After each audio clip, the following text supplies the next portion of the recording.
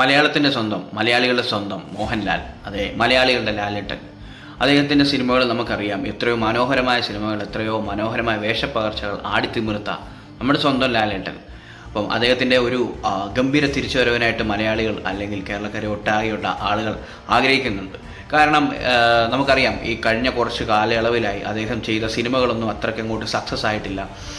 നമുക്ക് ഒരുപാട് സിനിമകൾ എണ്ണി വരുവാണെങ്കിൽ ഇപ്പം ഇനി ഇടയ്ക്ക് ഒരു 10 സിനിമകൾ എണ്ണിക്കഴിഞ്ഞാൽ തന്നെ 10 അത്രയ്ക്ക് അങ്ങോട്ട് രക്ഷപ്പെടാത്ത ഒരു പരുവം, സക്സസ് അല്ലാത്ത ഒരു പരുവത്തിൽ ഒക്കെയാണ് സിനിമ ഓടിത്തീർന്നത്.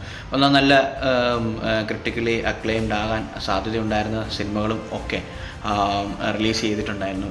ലിജോ ജോസ് പെല്ലിശ്ശേരിയുടെ മൂവിയും അങ്ങനെയുള്ള കുറച്ച് സിനിമകളൊക്കെ. പക്ഷേ എന്തുകൊണ്ടോ അതങ്ങോട്ട് റെഡിയായില്ല. അതുപോലെ പല സിനിമകളും എല്ലാം പ്രതീക്ഷയോടുകൂടി ചെയ്യുന്നതാണ്, പക്ഷേ അങ്ങോട്ട് ആരാധകരെ തൃപ്തിപ്പെടുത്താനായിട്ട് സാധിക്കാത്ത രീതിയിൽ തകർന്നടിഞ്ഞു പോകുന്ന സാഹചര്യം ഉണ്ടായിട്ടുണ്ട്.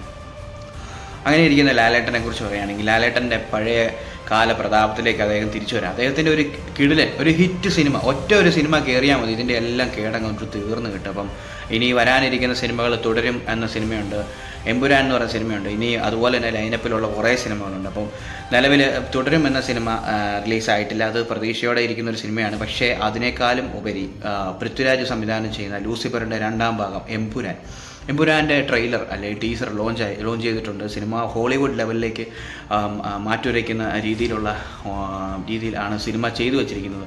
അത് ഒരുപാട് പൃഥ്വിരാജ് പറഞ്ഞ പോലെ ചെറിയൊരു സിനിമ എന്ന ടാഗ്ലൈനിൽ അദ്ദേഹം പറഞ്ഞിരുന്നെങ്കിലും സിനിമ വലിയൊരു സിനിമയാണ്.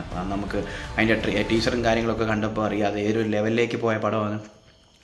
ആ ഒരു സിനിമ ലാലേട്ടൻ എന്ന നടൻ്റെ കരിയറിലെ തന്നെ ഒരു വൻ വിജയമാകുമെന്നാണ് പ്രതീക്ഷിക്കുന്നത്. കാരണം അത്രയ്ക്ക് എന്താ പറയുക, എഫേർട്ട് ഇട്ടെടുത്ത ഒരു സിനിമയാണ്.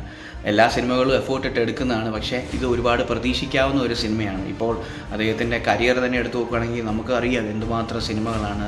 ദേവാസുരം, രാവണപ്രഭു, വാനപ്രസ്ഥം, അങ്ങനെ കുറേ നല്ല സിനിമകൾ. ഇപ്പോൾ നമുക്കറിയാം വടക്കുന്നാഥൻ, തന്മാത്ര, അങ്ങനെയുള്ള സിനിമകളിലെ അദ്ദേഹത്തിൻ്റെ അഭിനയ പ്രകടനം, ഭ്രമരം, നമുക്കറിയാം അദ്ദേഹം ഏത് രീതിയിൽ എല്ലാ ടൈപ്പ് ഇമോഷൻസും കൈകാര്യം ചെയ്യാൻ പറ്റുന്ന ഒരു നടനാണ്.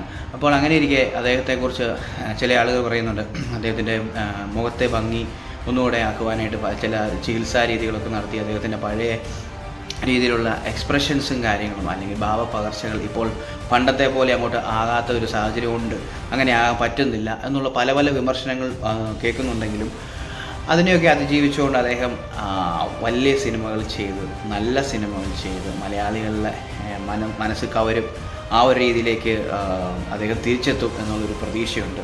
അങ്ങനെ തന്നെ ഉണ്ടാകട്ടെ. എന്തായാലും മലയാളത്തിൻ്റെ സ്വന്തം ലാലേട്ടൻ നല്ല സിനിമകൾ ചെയ്ത് തിരിച്ചു വരട്ടെ. അദ്ദേഹത്തിൻ്റെ ഒരു വലിയ ഹിറ്റാകട്ടെ എമ്പുരാൻ എന്ന സിനിമ. ഇനി അതുപോലെ തന്നെ ലൈനപ്പിലുള്ള തുടരും എന്ന സിനിമ. കാരണം അറിയാം, നമുക്ക് ഇപ്പോൾ പറയുകയാണെങ്കിൽ നമ്മുടെ സ്വന്തം മമ്മൂട്ടിയുടെ സിനിമകൾ എന്നൊക്കെ പറഞ്ഞു കഴിഞ്ഞാൽ മമ്മൂട്ടി ചെയ്യുന്ന സിനിമകൾ അത്യാവശ്യം ഓടി കയറി വരുന്നുണ്ട്. അപ്പോൾ പല ആളുകളും ചോദിക്കുന്നുണ്ട് എന്തുകൊണ്ട് ലാലേട്ടൻ ഇത് പറ്റുന്നില്ല എന്നാണ്. ലാലേട്ടന് പറ്റും. ലാലേട്ടൻ ചെയ്ത് തിരിച്ച് കയറി വരും. വമ്പൻ ഹിറ്റുമായിട്ട് അദ്ദേഹം തിരിച്ച് കയറി വരും. മലയാളത്തിൻ്റെ സ്വന്തം ഗജപോക്കിരി മോഹൻലാൽ നല്ല രീതിയിൽ നല്ല കിടിലൻ സിനിമകളുമായിട്ട് തിരിച്ചു വരട്ടെ എന്ന് നമുക്ക് ആശംസിക്കാം. എന്തായാലും എമ്പുരാൻ ഒരു വൻ ഹിറ്റാകട്ടെ എന്ന് നമുക്ക് ആഗ്രഹിക്കാം.